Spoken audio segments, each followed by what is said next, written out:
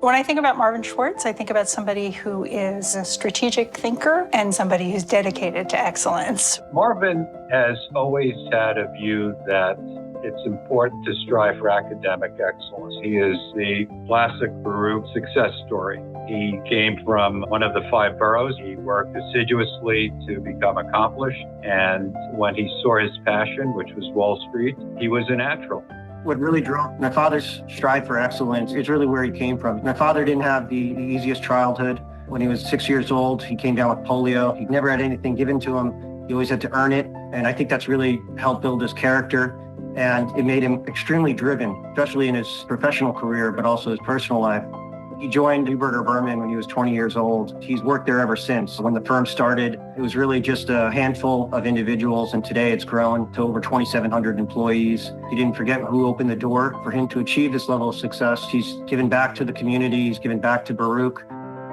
The gifts that we've gotten from Marvin Schwartz over the years have enabled Ziegfeld to really be a special school. We've been able to keep talented faculty that might otherwise have been poached away from us.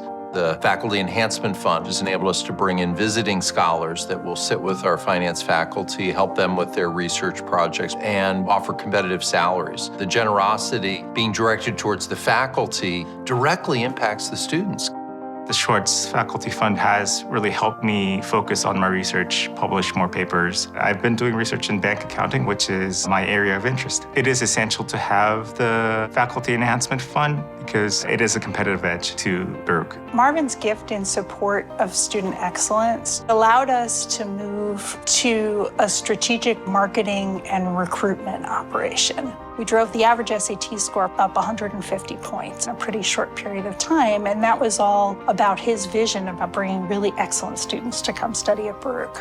Marvin, I can't thank you enough for what you've done to enable us to make Baruch affordable for so many incredibly talented students over the years. Marvin, on behalf of the Ziegfeld School, we're very appreciative of your generosity and the thousands of students that are benefiting from your support. Thank you as well. Congratulations, buddy, on this very well-deserved recognition. The Shikiar family is so happy to know you all of these years.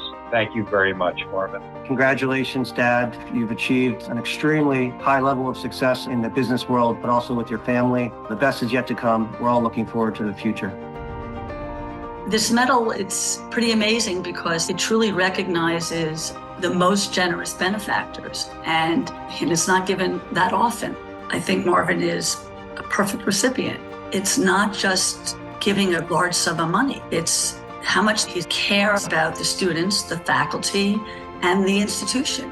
I know my parents would be thrilled that he is getting this award. Congratulations. You are so worthy of it.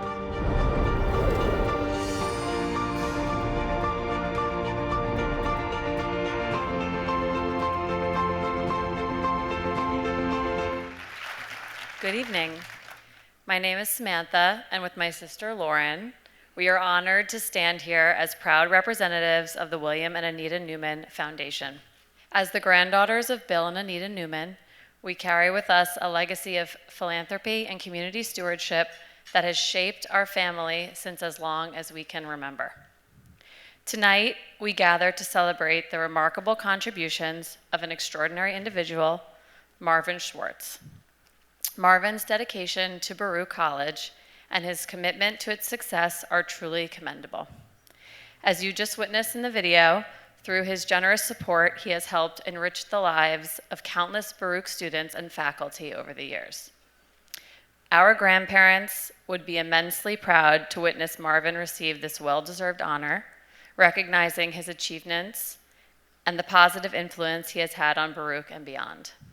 Now it is my privilege to introduce former Baruch College Fund chairman and the inaugural recipient of the William and Anita Newman Medal for Philanthropy in 2007, Larry Ziegfeld.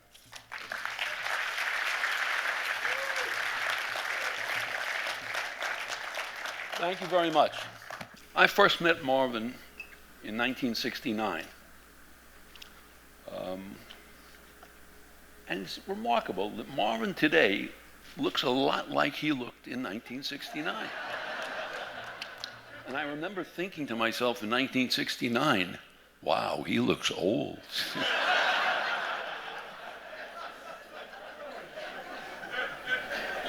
Marvin's been with the firm almost 65 years, so he's not exactly a job hopper. He is without a doubt one of the most successful graduates in the history of Baruch College. But the nice thing about him is that he is completely understated and makes the vast amount of charitable gifts that he does anonymously. He carries his success with such modesty that if you didn't know who he was, you would never guess what he has accomplished. He is the perfect Baruch College graduate. Our former alum, Larry Field, who is no longer with us, used to say, "You learn, you earn, you return." That's exactly who Marvin is. I'm not going to describe all that I know about Marvin. I just want to tell you one story that happened about 25 years ago. It was in the middle of the winter. It was a cold, wet Friday night. I happened to go back to the office. I needed something that I wanted to take home over the weekend to read. I go upstairs, I get whatever I need, I come back downstairs. It's about 8 o'clock at night, and there's Marvin on this cold, wet night with a paper bag next to him, and he's coming into the office while I'm leaving. And I said to him, "Where are you going?" He said, "I'm going back to the office." I said, "What are you going to do there?" He said, "I've got some reading to do that I have to do right now, and it's important." "And what are you carrying in the paper bag?" He says, "My dinner." I said to him, "Marvin, you're successful beyond your wildest imagination, and you're coming in on a Friday night in the winter with a paper bag and your dinner? Why?" And he said to me, and I'll never forget he said this, he said to me, "You have to understand, I'm the same as I always was, except now I'm rich."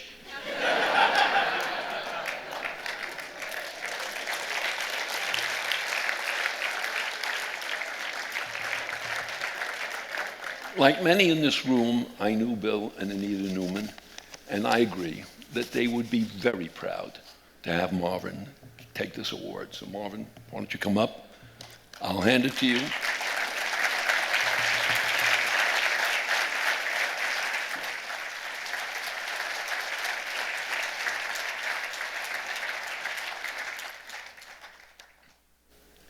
Good evening. I thank everyone for their gracious introductions. I'm honored to receive the William and Anita Newman Medal for Philanthropy by the leadership of Baruch College and by the family of William and Anita Newman. This medal has been awarded 6 times in the past, most recently in 2018. And I'm pleased to share the stage this evening with my Baruch College colleague, Stephanie Smith, whom I congratulate for being our principal honoree. And I'm particularly appreciative for all of you who are in attendance. I'm also especially thankful to my good friend, Larry Ziegfeld, a graduate of Baruch College a few years before I graduated, for bestowing this award upon me. Larry has been very special to me throughout the years. Following his joining our firm in 1974, when he became the managing partner and guiding inspiration of Neuberger Berman, right up until 1999, when he retired just one day prior to our IPO and New York Stock Exchange listing. Larry did not want to be the CEO of a publicly owned company.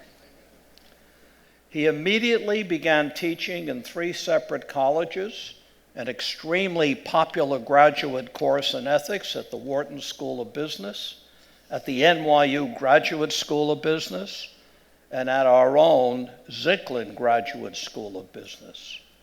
And he's still teaching ethics courses today at NYU, a role model to be very proud of.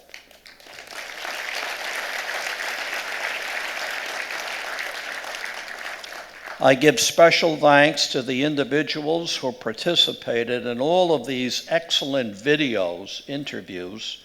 I thought they were very well done, both for Stephanie Smith and myself. Baruch College gave me the opportunity of a lifetime. The degree which I received permitted me to meaningfully improve upon the modest lifestyle that I had been brought up in. For various reasons, the opportunity for me to attend college was going to be limited to the New York City area. And because I was so very focused upon pursuing a career in business, it was understood that I was going to attend either Baruch College or NYU. So when I was accepted at both, the choice was once again very clear. NYU was a full-pay private institution, while Baruch College was subsidized by the city of New York and the state of New York. And since I considered their respective educational qualities to be comparable, I chose Baruch College. Today, the cost payable by a student attending any of the CUNY colleges is one of the great bargains in education, at about $7,000 per year, basic cost. An excellent article appeared in today's New York Times, front page of the business section, with the number 100,000 blazoned on the top of it. And that article went on to discuss the all-in costs of attending a very well-regarded private college of $100,000 a year. By attending Baruch College, I was given the gift and opportunity of a lifetime. This is one understated institution. The benefits it produces year in and year out, and the opportunities that it creates for all students has always made me feel extremely grateful for my good fortune of being accepted here. The quality of education and the reputation of the school was then and remains today excellent. Its teachers and professors were then and are today first rate, and perhaps most important of all, the ability of students to receive good paying jobs upon graduation was and remains very high. I was brought up with the understanding that if one were financially successful, one would generously give back a portion of one's earnings to diverse philanthropic organizations deemed to be worthy of support. It was just a part of our upbringing and cultural background. It was never anything that we necessarily spoke about. And today I'm practicing exactly that. And it's a good feeling to give funding away to deserving entities. I very strongly believe in the biblical principle of it is better to give than to receive. I am taken aback, quite frankly, by the lack of generosity of spirit of all too many student graduates of our educational institutions nationwide. Aside from Baruch, I am also personally familiar with the Dalton School, which my two children, Elizabeth and Charles, attended, as well as with Emory University, which my wife and both children attended. What does surprise me, I must admit, is the relatively low percentage of graduating students from all of these institutions, including Baruch, that give anything back to their alma mater. And this is a sad situation. I have great difficulty in understanding why this is so. One doesn't have to make a substantial amount of money in order to give something back to one's alma mater. Even if one does so modestly, it's a way of saying, thank you for the opportunities you have presented me with that I might not otherwise have benefited from. I reach out to many of you students in this room this evening to do some quiet soul searching and ask yourself why the concept of being generous and philanthropic following graduation should not be high on one's agenda. It's not only about doing something good, but it's about doing the right thing. You should know that one doesn't need a degree from an Ivy League school or any of the other top 30 colleges or universities in the country to be highly successful in life. Fortunately, there are over 2,600 four-year colleges throughout the United States, and the overall quality of higher education in this country is extremely high. Upon graduation, one of the principal goals of any student should be to attain a class ranking in the top 1/3 of one's graduating class, if possible. At least that's what I believe. This helps to ensure that the best available job opportunities are likely to come your way. However, regardless of what one's class ranking might be, an important ingredient to longer-term employment success, at least in my opinion, is the requisite of hard work. While working hard doesn't necessarily ensure success, it certainly moves one in the right direction. Another important requisite for any student is to try to become passionate about one's field of chosen endeavor, hopefully to the point where you almost always look forward with positive expectation to the arrival of Monday morning, rather than, as often is the case, to the arrival of Friday evening. If one can achieve the benefit of looking forward to going to work every day of the year and accomplishing your objectives with an A rating in mind rather than with a C, you've accomplished a lot. What I also would recommend, particularly for business students, is to subscribe to the old-fashioned written version of the Wall Street Journal and Financial Times. I truly believe that these are two of the very best communicators of business and other important news in the world. So even now, in my golden years, I continue to work 24/7, which has become part of my personality.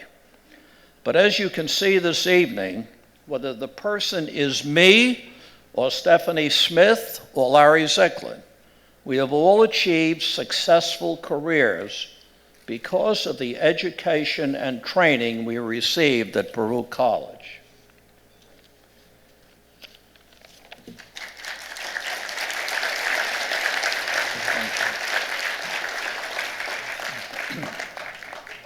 Getting my first job with Neuberger Berman at the then minimum wage of $1.25 per hour was in truth a stroke of circumstance and luck. Little did I know that it would turn into the single most important business development of my life. I now look back upon my 60-plus years of working at Neuberger Berman and do not have a single regret about anything. Yes, there were business setbacks, particularly one, the bankruptcy of Lehman Corp., which owned 100% of Neuberger Berman at the time. And I truly thought I would never recover from this.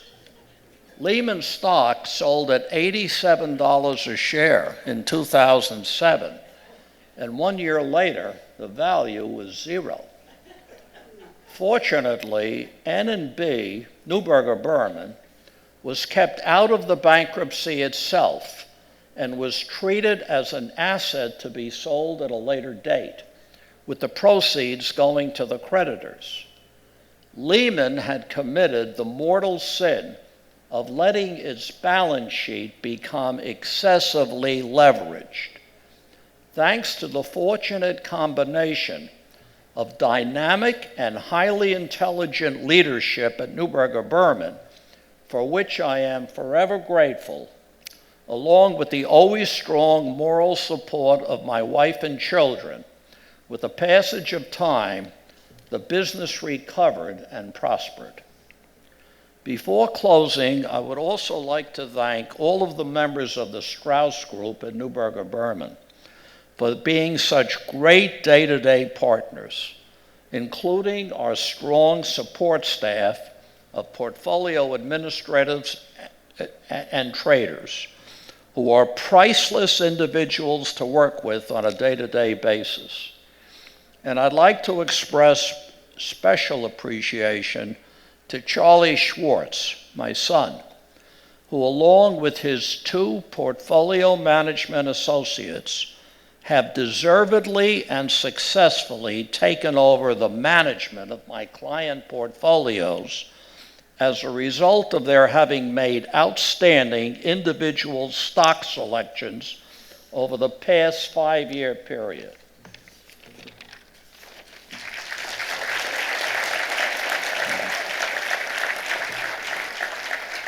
Accordingly, when I do retire in a few years, I will do so with my longer-term reputation more than fully restored. And I give a very special thanks to my wonderful wife, Donna, who has always provided me with, thank you, with the support and excellent advice that I always sought and needed from her, and who has suffered with and endured my terrible work habits without complaining too much. And it was she who brought up our children to have a still ingrained sense of values, and it was she who strongly supported me throughout our lifetime of one terrific marriage. And lastly,